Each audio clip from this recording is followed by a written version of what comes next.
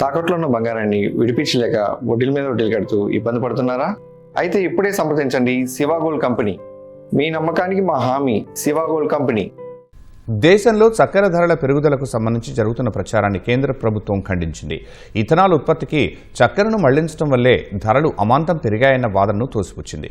దేశంలో సరిపడా నిల్వలు ఉన్నప్పటికీ స్టాక్ దాచిపెట్టి కృత్రిమ కొరత సృష్టించి పరిశ్రమలు, వ్యాపారుల ధరలు పెరుగుదలకు కారణమయ్యారని మండిపడింది.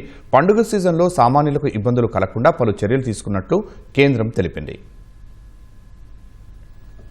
పండుగల సీజన్ ఆరంభంలో ఒక్కసారిగా చక్కెర ధరలు అమాంతంగా పెరగడంపై తీవ్ర ఆందోళనలు వ్యక్తమవుతున్నాయి. దేశంలో చక్కెర నిల్వలు తగినంత ఉన్నప్పటికీ కేవలం వారం 10 రోజుల్లోనే మిల్లుల వద్ద ధరలు 47 రూపాయల నుంచి ఏకంగా 62 రూపాయలకు చేరడం దారుణమని కేంద్ర ఆహార శాఖ కార్యదర్శి సంజీవ్ చోప్రా అన్నారు. రీటైల్ మార్కెట్లో జూలై 20న 48 రూపాయలుగా ఉన్న కిలో చక్కెర ధర ఇప్పుడు ఏకంగా 56 రూపాయలకు చేరిందన్నారు.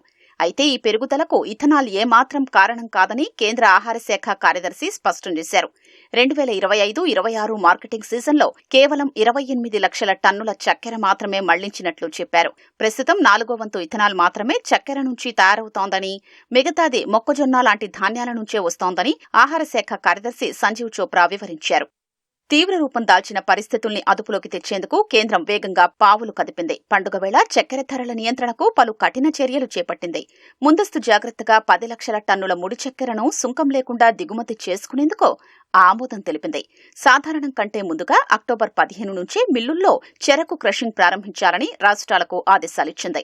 తద్వారా అక్టోబర్లోనే అదనంగా 10 నుంచి 12 లక్షల టన్నుల చక్కెర అందుబాటులోకి వస్తుంది. డీలర్ల వద్ద ఉండే గరిష్ట నిల్వల పరిమితిని మరింత కఠినతరం చేయాలని కేంద్రం యోచిస్తోంది. సెప్టెంబర్ 1 నుంచి శీతల పానీయాలు, ఐస్ క్రీం తయారీదారులు 15 రోజులకు మించి నిల్వలు ఉంచుకోరాదని పేర్కొంది.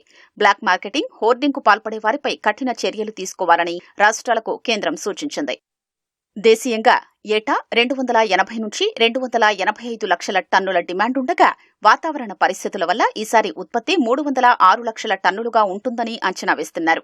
ఏదేమైనా సెప్టెంబర్ చివరి నాటికి 33 నుంచి 35 లక్షల టన్నుల క్లోజింగ్ స్టాక్ ఉంటుందని, అందువల్ల పండుగ సీజన్లో కొరత రాదని కేంద్రం భరోసా ఇస్తోంది. ప్రభుత్వ చర్యలతో రాబోయే రోజుల్లో చక్కెర ధరలు తగ్గే అవకాశం ఉందని భావిస్తున్నారు.